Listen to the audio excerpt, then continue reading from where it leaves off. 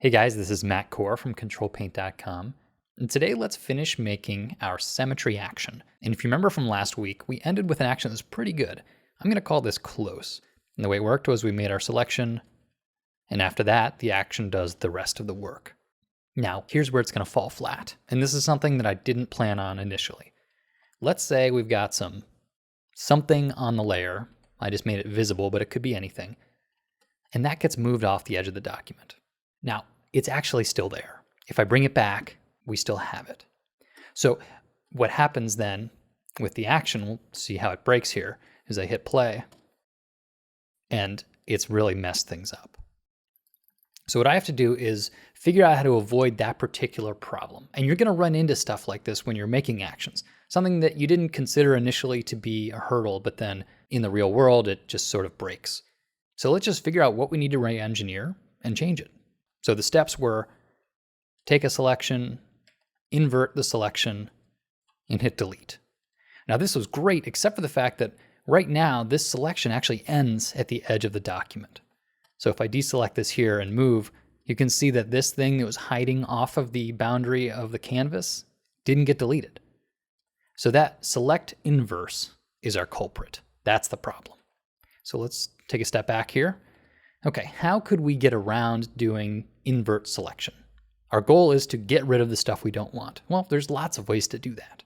Now, one way to do it would just be have the first step be crop the canvas. Because if you crop the canvas, you can see here this little dot here is outside of the crop boundary. Once I confirm that, that dot is gone. Well, the problem is you don't always want to do that. You might have had stuff there that would be useful for some other reason, something we can't imagine right now, but just cropping as part of an action is a dangerous step. So we're not going to use crop. We've got this thing over here. What can we do? Well, what if we were to actually temporarily separate the stuff we do want onto its own layer? So let's try that. So I've made my selection. Now I'm going to do layer via cut. And what this does is it just takes what was in the selection and puts it on its own layer. So now I have two layers. I have the new layer, layer 9, that's the one I want, and everything on layer 8 is junk. I don't need it. So what I found is there's actually a keyboard shortcut for selecting one layer lower in the stack than you're currently on. You hold down the Alt key and then you hit the brackets. So you can walk up and down the layer stack just like that. Well, this is what we need to do, because if we could select one layer lower and then just delete that whole layer, now we are in business.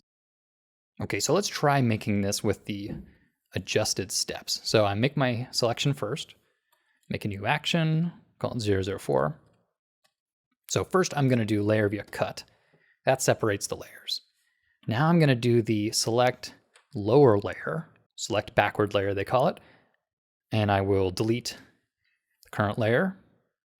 Now I need to duplicate the current layer. And then I am once again free transforming the duplicate. And then I'm going to merge those two together. And that's that. So let's stop that here and see if it works. So just for the sake of demonstration, I'm going to give us kind of a center line and some stuff. All right. So this should work no matter where it is in the document. So I'll make my selection. I'll hit play. All right, looking good. Now, this sort of looks the same as the last week, so we need to verify that it'll also work if there's some information off of the boundary, because remember, that's what broke it. So I'm going to move this over here, so that's sitting outside of the boundaries of our canvas. Make my selection. Hit play.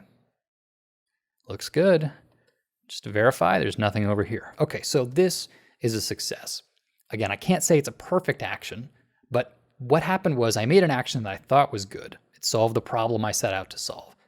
But then in one unforeseen scenario, it broke. Well, this is going to happen to you all the time. The really important skill to learn is how to fix the problem, how to re-engineer your solution. In the computer programming world, this is what they call debugging.